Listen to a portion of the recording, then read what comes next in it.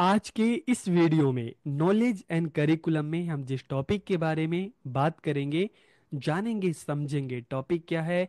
Subject centred approach to curriculum development. तो इस video में हम जानेंगे कि करिकुलम को डेवलप करने का सब्जेक्ट सेंटर्ड अप्रोच क्या है, विषय केंद्रित दृष्टिकोण क्या है।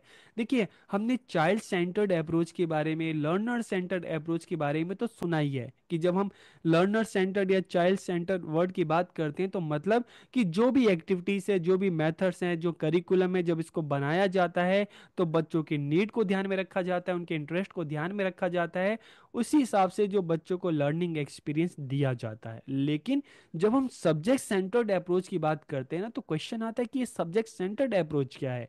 तो इस वीडियो में हम इसी को जानेंगे, समझेंगे कि सब्जेक्ट सेंटर्ड अप्रोच क्या है करिकुलम को डेवलप करने का। तो वीडियो को पूरा देखिए, आखिरी तक देखिए, और लास्ट में कमेंट करके जरूर बताइएगा कि वीडियो आपको कैसा लगा। तो वीडियो को हम शुरू करते हैं। आज का हमारा टॉपिक है subject centred approach to curriculum development, की पाठचर्या विकास के लिए विषय केंद्रित दृष्टिकोण क्या है। तो सबसे पहले जब हम subject centred approach to curriculum development की बात करते हैं, पाठचर्या विकास के लिए विषय केंद्रित दृष्टिकोण की जब हम बात करते हैं, तो इस दृष्टिकोण में विद्यार्थियों की अपेक्षा विषय को अधिक महत्व दिया जाता है। In this approach more importance is given to the subject than to the student, की यहाँ पर स्टूडेंट से ज्यादा सब्जेक्ट को फोकस किया जा रहा है। प्रायोरिटी किसको दी जा रही है? सब्जेक्ट को दी जा रही है। इसलिए तो हम इसको कह रहे हैं सब्जेक्ट सेंटर्ड अप्रोच। अगर मान लो सब्जेक्ट से ज्यादा बच्चों को इंपॉर्टेंस दी जाती, बच्चों को महत्व दिया जाता, तो हम क्या कहते हैं इसको? फिर हम कहते हैं चाइल्ड सेंटर्ड अप्रोच या लर्नर सेंटर्ड अप्रोच। लेकिन यहाँ पर विषय वस्तु को, सब्जेक्ट को ज्यादा महत्व दिया जा रहा है, प्राथमिकता दी जा रही है, इसलिए हम इसको कहते हैं subject centred approach. In this content is given more priority, कि इसमें जो कंटेंट है, विषय वस्तु है, सब्जेक्ट है, उसको अधिक प्राथमिकता दी जाती है। Its main objective is to provide subject related knowledge to the student. तो इसका मुख्य उद्देश्य क्या है? विद्यार्थियों को विषय वस्तु संबंधी ज्ञान प्रदान करना। कि अलग अलग जो सब्जेक्ट की बात करें, चाहे हम साइंस को लेते हैं, मैथ्स को लेते हैं, हम सोशल साइंस लेते हैं, इंग्लिश लेते हैं, संस्कृत लेते हैं, हिंदी लेते हैं, तो जब सब्जेक्ट सेंटर्ड अप्रोच की बात करेंगे तो इसका मुख्य उद्देश्य क्या है कि जो अलग अलग सब्जेक्ट हैं और उन सब्जेक्ट में जो चैप्टर हैं, जो उसका ज्ञान है, बच्चों को प्रदान करना, ये इसका क्या है? मुख्य उद्देश्य है, मेन ऑब्जेक्टिव है। मान लो सेवन्थ क्लास में कोई बच्चा पढ़ता है, तो सब्जेक्ट सेंटर्ड अप्रोच में जो सेवन्थ क्लास के जो अलग अलग सब्जेक्ट हैं, तो टीचर का मुख्य फोकस क्या होगा कि जो सब्जेक्ट नॉलेज है बच्चों को देना, बच्चों को सिखाना, बच्चों को बताना, और एक टाइम पीरियड में सारा जो सब्जेक्ट है, सिलेबस है, कवर करना, ताकि एग्जाम से पहले, फाइनल एग्जाम से पहले विषय वस्तु की सारी नॉलेज बच्चों को दी जा सके, ताकि बच्चा एग्जाम के लिए तैयार हो सके। और जब बच्चा एग्जाम देगा, बच्चे के अगर अच्छे नंबर आ गए, तो मतलब क्या है कि बच्चों को अच्छी नॉलेज है, बच्चे की अचीवमेंट अच्छी है। अगर बच्चे की कम मार्क्स आए या बच्चा फेल हो गया, तो मतलब बच्चे ने कुछ सीखा ही नहीं, बच्चों को सब्जेक्ट की नॉलेज कुछ है ही नहीं। तो मतलब सब्जेक्ट नॉलेज के आधार पर ही बच्चों के ज्ञान का, उनकी अंडरस्टैंडिंग का मूल्यांकन किया जाता है। It measures how much the student has learn the subject, की इसमें पता लगाया जाता है कि विद्यार्थी ने विषय को कितना सीखा है। कैसे पता लगाया जाता है? टेस्ट के थ्रू।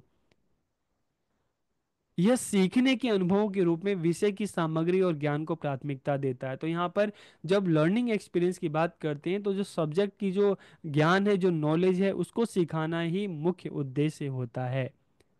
यह विषय वस्तु की महारत और संबंधित कौशल और क्षमताओं के अधिग्रहण पर जोर देता है। It emphasises mastery of subject matter and acquisition of related skill and abilities. की बच्चे की अगर हम बात करें, मान लो मैथ्स की अगर हम बात करें, तो जब हम सब्जेक्ट सेंटर्ड अप्रोच की बात करते हैं, तो बच्चों की मैथ्स की अच्छी नॉलेज हो सके, बच्चे को सारे फॉर्मूले याद हो जाएं, और जो मैथ्स का बच्चा अपने डेली लाइफ में उसको यूज कर सके। तो यहाँ पर क्या है? नॉलेज भी है, ठीक है, और साथ साथ उससे रिलेटेड जो स्किल है, जो एबिलिटीज है, वो भी डेवलप हो सके। It focuses on the absorption of specific facts, information and knowledge, की यह विशिष्ट तथ्यों, सूचना और ज्ञान के ग्रहण करने पर केंद्रित होता है, कि बच्चों को विषय वस्तु का सारा ज्ञान हो जाए।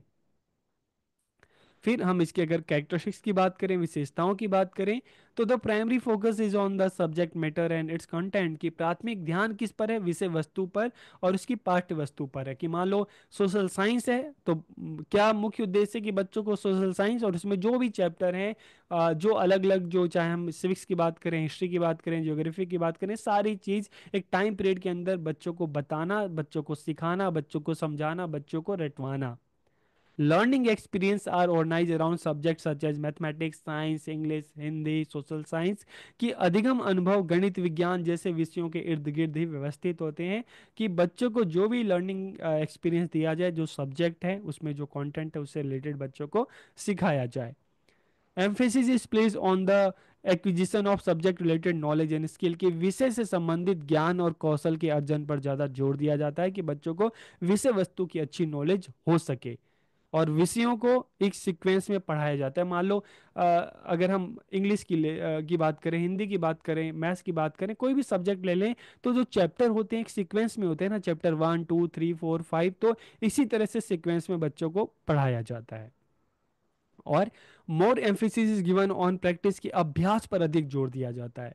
और इसके लिए बच्चों को असाइनमेंट दिए जाते हैं, बच्चों को होमवर्क दिए जाते हैं, क्लास में ही बच्चों से प्रैक्टिस करवाई जाती है। तो इसमें प्रैक्टिस पर, अभ्यास पर जोर दिया जाता है ताकि बच्चों को विषय वस्तु का बहुत बेहतर तरीके से ज्ञान हो सके। There is a greater reliance on textbook, की पाठ्य पुस्तकों पर, चाहे टीचर्स की बात करें, बच्चों की बात करें, पूरे एजुकेशन सिस्टम की बात करें, निर्भरता किस पर होती है, पाठ्य जो पुस्तक होती है, टेक्स्ट बुक होती है उस पर। टेक्स्ट बुक में जो चैप्टर होते हैं, ठीक है, टीचर का मुख्य उद्देश्य क्या होता है, सभी चैप्टर को बच्चों को बताना, समझाना, और जितना भी पूरी टेक्स्ट बुक है बच्चों को याद करवाना, ताकि बच्चे का एग्जाम अच्छे से हो सके। और बच्चा एग्जाम देता है, रिजल्ट अच्छा आता है तो बच्चे की भी वाहवाही होगी, टीचर्स की भी वाहवाही होगी। अगर रिजल्ट अच्छा नहीं आएगा तो फिर क्रिटिसाइज होगा दोनों का।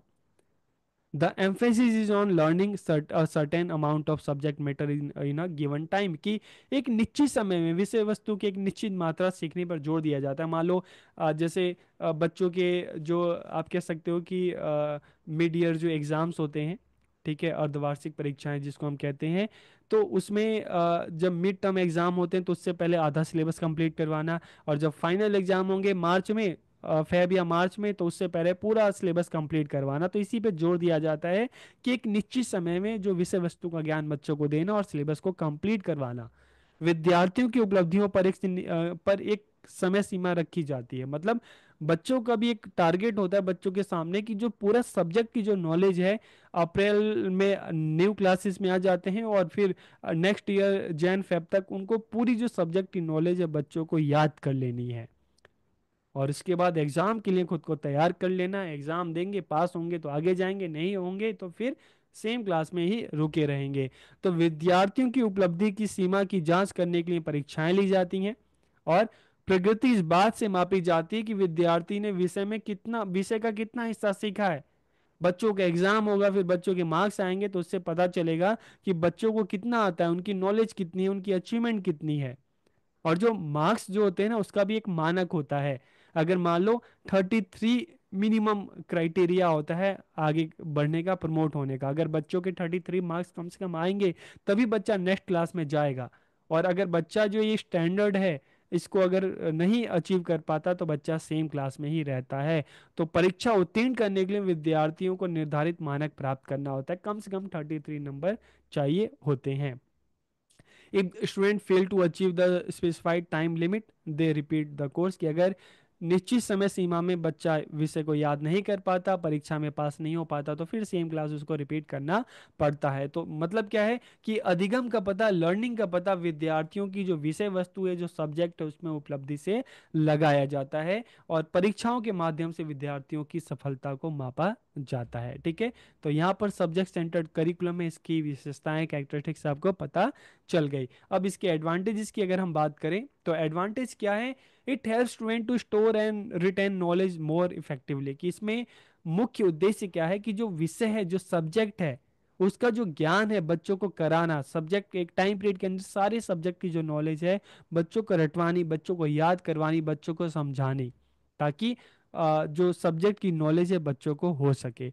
This system gives more importance to information and knowledge की यह जो प्रणाली सूचना और ज्ञान को अधिक महत्व देती है, मतलब विषय वस्तु में जो भी ज्ञान है, ठीक है, वो बच्चों को दिया जा सके, बच्चा उसको सीख सके। It gives the teacher an idea of what to teach. इसमें जब हम सब्जेक्ट स्टैंडर्ड की बात करते हैं ना, तो इसमें जो टेक्स्ट बुक होती है, ठीक है, जो सिलेबस होता है, उसके माध्यम से टीचर को पता चलता है कि उसको एक टाइम पीरियड के अंदर कितना बच्चों को पढ़ाना है, और फिर बच्चों को भी पता चलता है कि उसको कितना सीखना है। एग्जाम में क्वेश्चन जो होंगे वो कहाँ से टेक्स्ट बुक से आएंगे, ठीक है, तो ये सारी चीज़ें यहाँ पर चलती हैं।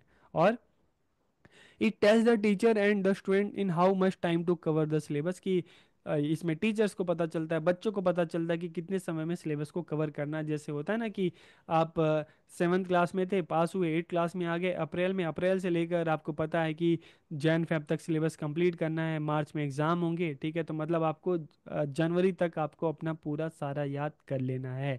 Evaluation of subject centred curriculum is easy, कि विषय केंद्रित पाठचर्या का मूल्यांकन आसान है, कि जो सब्जेक्ट से रिलेटेड टेस्ट होता है तो क्वेश्चन बनाए जाते हैं, बच्चों के सामने क्वेश्चन पेपर आते हैं, बच्चा एग्जाम देता है, और जो एक निर्धारित मानक होता है, एक मार्क्स होते हैं, उससे ज़्यादा बच्चा अगर लाता है तो बच्चा नेक्स्ट क्लास में जाता है, कम लाता है तो बच्चा सेम क्लास रिपीट करता है, और मार्क्स के हिसाब से पता चलता है कि बच्चे को कितना आता है। बच्चे के मार्क्स 90% से ज़्यादा हैं, 80 से ज़्यादा हैं, 70 से ज़्यादा हैं, 60 से ज़्यादा हैं, तो इस हिसाब से बच्चे की अचीवमेंट का पता लगाया जाता है।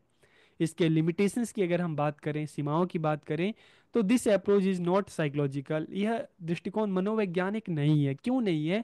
क्योंकि इसमें इंडिविजुअल जो डिफरेंसेस है उस पर ज़्यादा ध्यान नहीं दिया जाता, इसमें बच्चों के इंटरेस्ट पर, उनकी रुचि पर ध्यान नहीं दिया जाता। ध्यान किस पे दिया जाता है? सब्जेक्ट पर। ध्यान किस पर दिया जाता है? सब्जेक्ट नॉलेज पर। ध्यान किस पर दिया जाता है? सिलेबस को कंप्लीट करने पर। There is no room for the interest और नीड्स ऑफ द लर्नर, की विद्यार्थियों की रुचि और उनकी जरूरतों के लिए इसमें कोई स्थान नहीं है। शिक्षार्थी की तुलना में विषय वस्तु पर अधिक जोर दिया जाता है। शिक्षार्थी के व्यक्तिगत जो अनुभव है उसका कोई स्थान नहीं होता। मेमोराइजेशन पर ज़्यादा मतलब फोकस किया जाता है। और यहाँ पर जो एक्टिव रोल होता है टीचर्स का, ज़्यादा एक्टिव रोल होता है, और लर्नर्स का उतना एक्टिव रोल नहीं होता।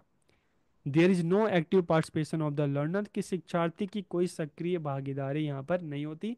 बाकी देखिए ये डिपेंड टीचर से भी करता है, कि टीचर चाहे सब्जेक्ट सेंटर की बात करें चाहे चाइल्ड सेंटर की बात करें, इनमें बात टीचर्स पे भी होती है कि टीचर बच्चों को कितना इंगेज करता है। टीचर अगर बच्चों को एंगेज करेगा तो बच्चों का पूरा पार्टिसिपेशन होगा। अगर टीचर बच्चों को एंगेज नहीं करेगा और सारा ध्यान अपना सिलेबस को कंप्लीट करने पर लगाएगा, चैप्टर को कंप्लीट करने पर लगाएगा, तो रोल तो सारा टीचर का ही होगा, बच्चों का फिर ना पार्टिसिपेशन होगा, ना उनका आप कह सकते हो कि लर्निंग, टीचिंग लर्निंग उतनी इफेक्टिव होगी। और the teacher transfer knowledge from the text to the learner, की शिक्षक क्या करता है, पाठ से जो सब्जेक्ट है, जो पुस्तक है, बुक है, उसके माध्यम से बच्चों को ज्ञान प्रदान करता है। There is a little scope for reflective thinking of the learner, की शिक्षार्थी की चिंतनशील सोच के लिए कम गुंजाइश होती है, क्योंकि जब हम सब्जेक्ट सेंटर की बात करते हैं तो बच्चों के इंटरेस्ट का, ठीक है, उतना ज़्यादा ध्यान नहीं रखा जाता, ठीक है। बाकी टीचर पे निर्भर करता है कि क्लास में बच्चों को उतना सोचने का, बोलने का, पार्टिसिपेट करने का मौका देता है कि नहीं। अगर टीचर देगा तो गुंजाइश होगी, नहीं देगा तो नहीं होगी। तो बहुत सारी चीज़ें टीचर्स पर भी डिपेंड करती हैं, ठीक है। इट में make learning difficult for student, की अगर हम देखते हैं सब्जेक्ट पे ही ज़्यादा फोकस किया जा रहा है, सब्जेक्ट की नॉलेज पर ज़्यादा फोकस किया जा रहा है, एग्जाम पे ही ज़्यादा फोकस किया जा रहा है, तो फिर बच्चों पर प्रेशर ज़्यादा आ जाता है, बच्चों के लिए सीखना मुश्किल हो जाता है। इसमें सीखने से ज़्यादा पाठ्यक्रम की समाप्ति पर अधिक ध्यान दिया जाता है, ठीक है। तो इस तरह से हमने सब्जेक्ट सेंटर्ड जो अप्रोच थी करिकुलम डेवलपमेंट की, उसके बारे में हमने बात की। जाना तो वीडियो आपको कैसा लगा कमेंट करके ज़रूर बताइए। आप सबका बहुत बहुत धन्यवाद।